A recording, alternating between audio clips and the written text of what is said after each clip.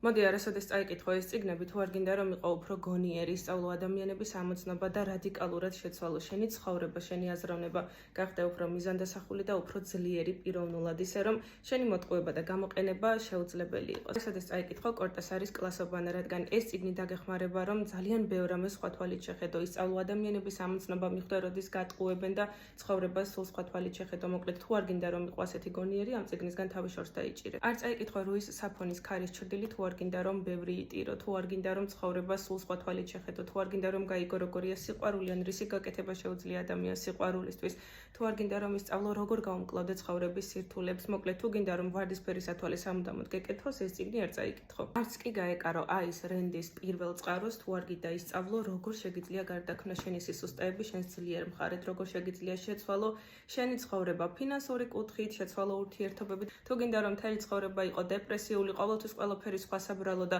ყოველთვის იყო მსხვერპლის ამპლუაში, აი ამ წიგნს არც კი მიუახლოვდე.